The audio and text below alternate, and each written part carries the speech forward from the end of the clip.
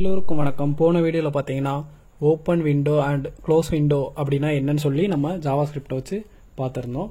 So 2 button create பண்ணி அதை ஒரு விண்டோ ஓப்பன் பண்ணுறதுக்கும் இன்னொரு விண்டோ க்ளோஸ் பண்ணுறதுக்கும் சொல்லி ஒரு சின்ன எக்ஸாம்பிள் பார்த்துருந்தோம்.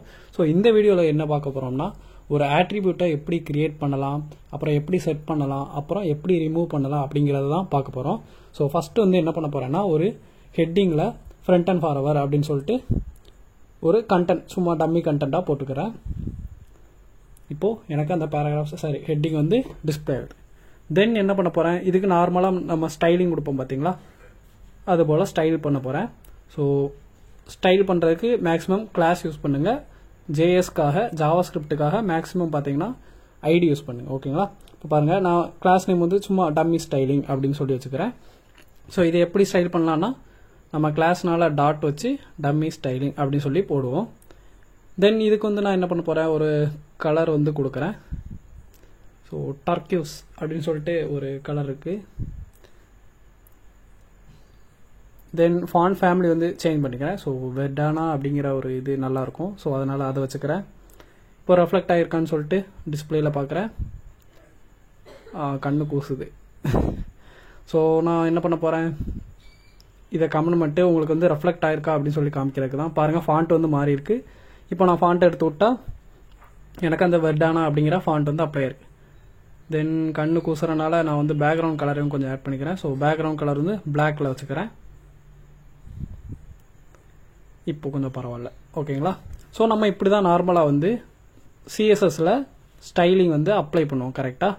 இப்போ நம்ம இதையே ஜாவாஸ்கிரிப்டை வச்சு எப்படி அப்ளை பண்ணலாம் அப்படிங்கிறதான் பார்க்க போகிறோம். இப்போ பாருங்கள், நான் கிளாஸை எடுத்து விட்டேன். எனக்கு எல்லாமே போயிடுச்சு. அந்த கிளாஸில் உள்ள கலர், அப்புறம் ஃபாண்ட் ஃபேமிலி, பேக்ரவுண்ட் அதெல்லாம் அப்படியே இருக்கட்டும். இதை ஜாவாஸ்கிரிப்டில் எப்படி நம்ம அந்த ஹெச்1க்குள்ள கிளாஸ் அப்ளை பண்ணலாம் அப்படிங்கிறதான் பார்க்க போகிறோம். ஓகேங்களா? அதுக்காக நான் என்ன பண்ண போகிறேன்னா 2 பட்டன் கிரியேட் பண்ணிக்கிறேன். ஸோ ஒன்று ஆட் பண்ணுறதுக்காக, அந்த கிளாஸை உள்ளே கொண்டு போகிறதுக்காக, இன்னொன்று பட்டன் ரிமூவ் பண்ணுறதுக்காக.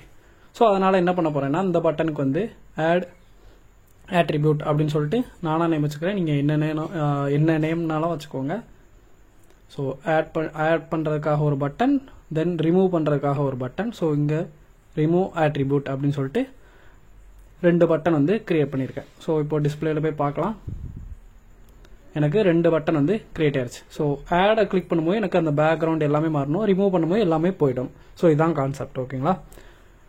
ஃபர்ஸ்ட் என்ன பண்ண போகிறேன் அப்படின்னா ஃபங்க்ஷன் எழுதணும். நம்ம நார்மலாக ஃபங்க்ஷன் எழுதுவோம். ஸோ ஆன் கிளிக் ஃபங்க்ஷன் எழுதிக்கிறேன்.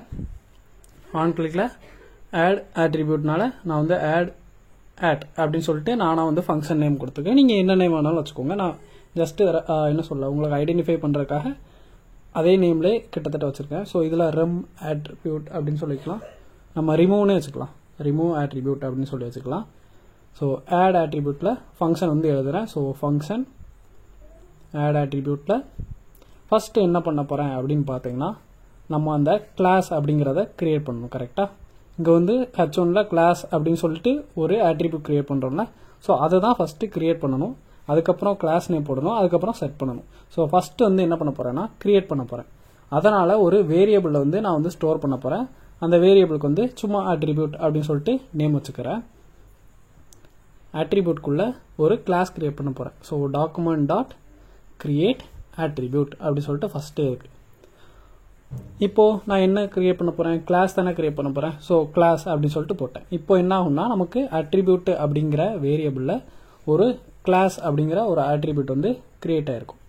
நெக்ஸ்ட் என்ன பண்ண போகிறேன், அந்த ஆட்ரிபியூட்டுக்கு நேம் கொடுக்க போகிறேன். ஐ மீன் அந்த கிளாஸுக்கு நேம் கொடுக்க போகிறேன். ஸோ கிளாஸ் நேம் இங்கே என்னென்னா நான் கமெண்ட் பண்ணுறேன், அப்படின்னா தான் உங்களுக்கு சிம்பிளாக புரியும். Class name. ஓகேங்களா? Adding class name. ஸோ இந்த இடத்துல நம்ம கிளாஸ் நேம் கொடுக்குறோம், இந்த இடத்துல கிரியேட் பண்ணுறோம். So creating class. ஓகேங்களா? ஃபஸ்ட்டு கிரியேட் பண்ணிட்டோம், நெக்ஸ்ட் ஆட் பண்ணுறோம். ஸோ இந்த கிளாஸ் நேம் என்னது, டம்மி ஸ்டைலிங்னு சொல்லிட்டு ஆல்ரெடி கொடுத்துருந்தோம். ஸோ அதை நாங்கள் போட்டுக்கிறேன். இப்போ நமக்கு கிளாஸும் கிரியேட் ஆயிடுச்சு, தென் அந்த ஆட்ரிபியூட்டும் அதாவது கிளாஸ் நேமும் நம்ம கொடுத்தாச்சு. நெக்ஸ்ட் இதை அந்த ஹெச்1 டேகுக்குள்ளே நான் எப்படி சொருக போகிறேன் அப்படின்னா டாக்குமெண்ட் டாட் நம்ம அந்த ஹெச்1 டேக் எடுத்துக்கலாம். ஸோ டேக் வச்சதுனால நான் டேக் நேம் வச்சு எடுக்கிறேன். ஸோ செலக்டார் யூஸ் பண்ணுறேன். Get elements bye take name கொடுத்துட்டு அந்த டேக் நேம் என்னது h1. ஸோ h1 போட்டாச்சு.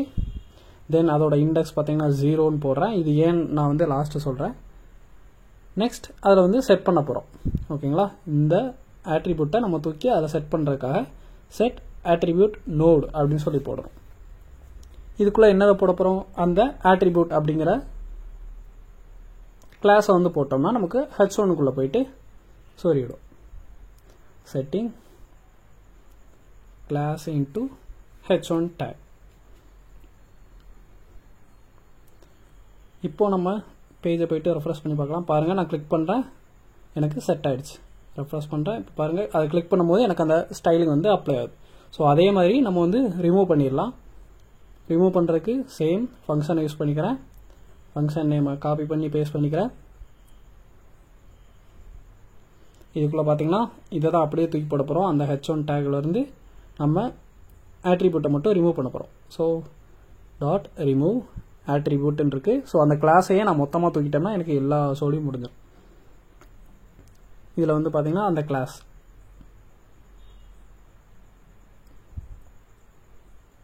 இப்போ போய் பார்க்கலாம். ஸோ இது வந்து deleting class from h1 tag. ஓகேங்களா, ஃபஸ்ட்டு ஆட் பண்ணோம், அதுக்கப்புறம் செட் பண்ணோம், அதுக்கப்புறம் டெலீட் பண்ணியாச்சு. ரிமூவ் பண்ணுறேன், போயிடுச்சு. ஸோ ரொம்ப ரொம்ப சிம்பிள் தான். ஸோ இது மாதிரி நீங்கள் வந்து ஒரு ஐடி க்ரியேட் பண்ணலாம். தென் ஒரு எலமெண்ட் வந்து க்ரியேட் பண்ணுறதுக்கு நான் செப்பரேட்டாக ஒரு வீடியோ போடுறேன்.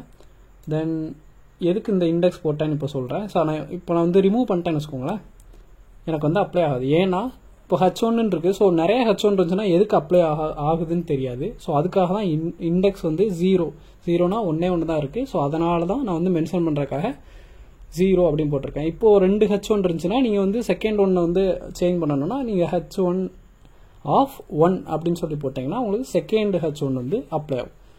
ஸோ இந்த வீடியோவில் நீங்கள் இந்த 3மே லேர்ன் பண்ணியிருப்பீங்கன்னு நினைக்கிறேன். அண்ட் இந்த வீடியோ உங்களுக்கு பிடிச்சிருந்தா மறக்காமல் லைக் பண்ணுங்கள், ஷேர் பண்ணுங்கள், அண்ட் கமெண்ட் பண்ணுங்கள். அண்ட் இது வரைக்கும் நம்ம சேனலை சப்ஸ்கிரைப் பண்ணாதவங்க மறக்காமல் சப்ஸ்கிரைப் பண்ணுங்கள். Bye by.